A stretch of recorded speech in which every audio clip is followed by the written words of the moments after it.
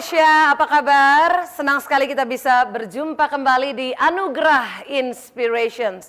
Saya Nadia Arduinata dan tentu saja yang akan bersama kita Bapak Anthony Dio Martin, seorang penulis buku, inspirator dan juga pemilik dan juga pemimpin dari HR Excellency. Kita beri sambutan untuk Pak Anthony Dio Martin. Halo Pak. Halo Mbak Nadia. Apa kabar Pak? Wah, selalu tentunya antusias selalu. Silakan iya. Pak.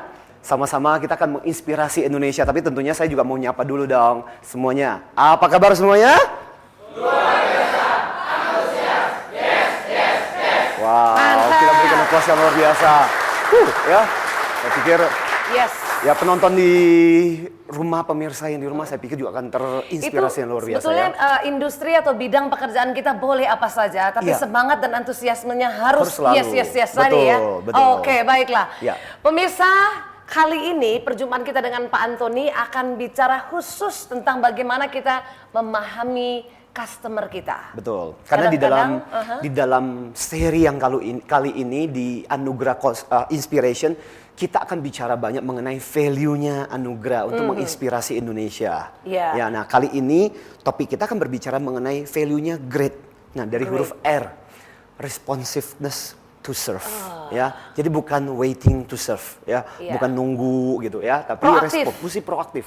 Jadi Ya. proaktif ini bisa dilakukan bila kita memahami customer kita dengan baik. Betul. Dan Oke, salah satunya adalah baik. kita mesti tahu dengan siapa customer kita.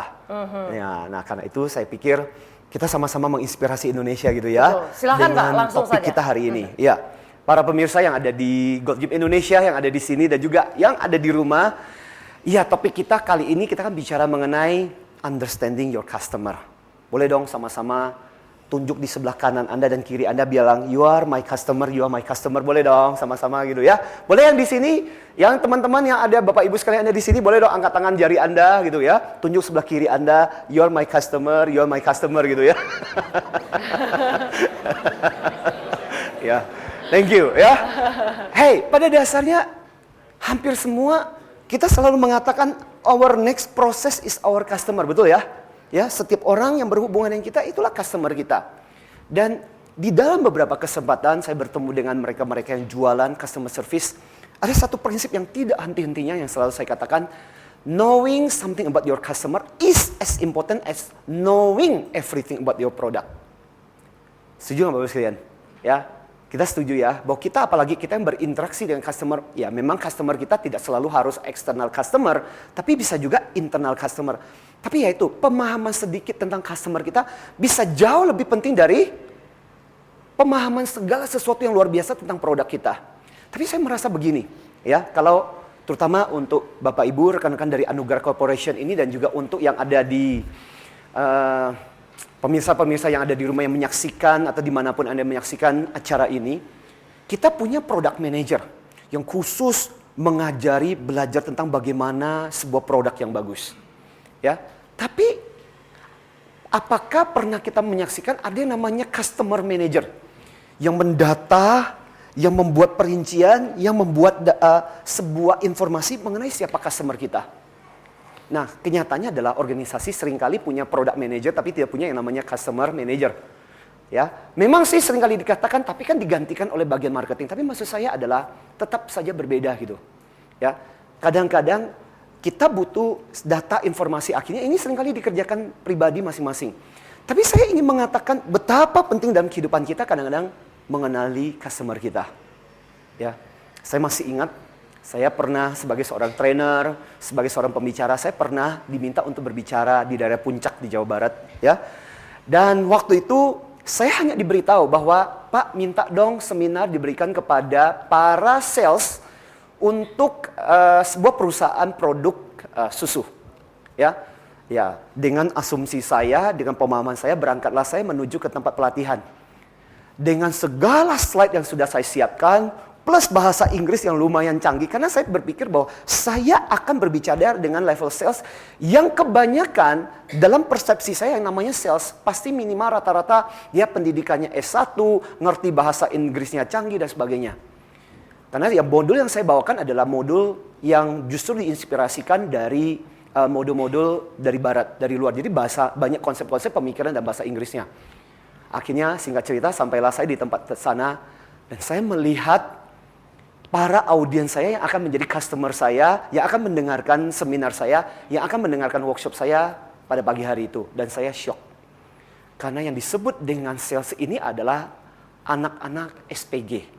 Yang rata-rata mungkin cuma rata-rata pendidikannya bahkan S1 tidak lulus, mungkin SMP, ada yang SMP, ada yang SMA, yang tidak terlalu canggih dalam bahasa Inggris, tapi mereka punya semangat yang luar biasa untuk jual.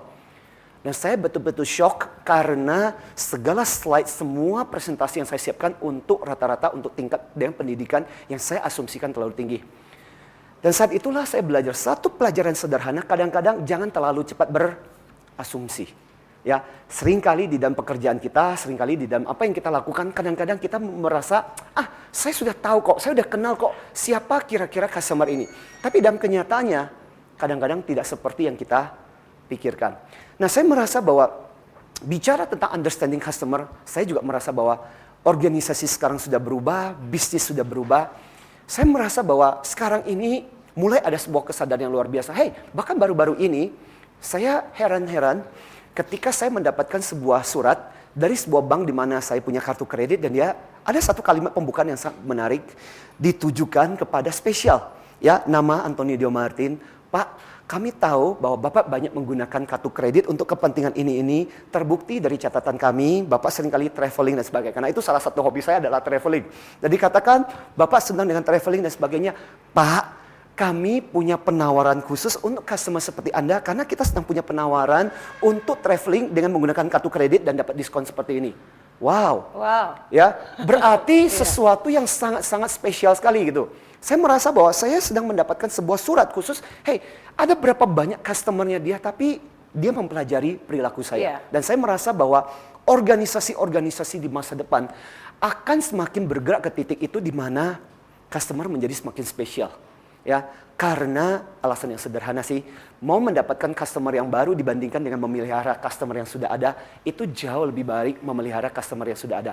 Tapi pertanyaannya adalah, meskipun kita sudah seringkali berinteraksi dengan customer, apakah kita kenal siapa sebenarnya profil customer kita? Nah, di dalam kesempatan nanti mungkin kita akan bicara mengenai beberapa teknik kita mengenali customer kita. Ya, kita sekarang break dulu. Tahan dulu Yes, tadi. betul. Itu cerita luar biasa itu. Kita merasa diperlakukan udah pribadi itu ya. Iya, karena kita terlalu berasumsi gitu. Dan seolah-olah kita merasa dia kenal banget kita gitu ya. Nah, yang kartu kredit itu kok spesial gitu, lebih spesial gitu. Iya. Tapi kita tahan dulu ini di sini. Setelah ini kita akan bahas lebih jauh lagi. Tadi Pak Anton bilang ada langkah-langkah bagaimana kita mengenalinya ya. Betul. Memahami customer supaya kita. Understand customer kita lebih bagus lagi. Oke, jadi jangan kemana-mana. Tetap bersama kami di Anugerah Inspiration.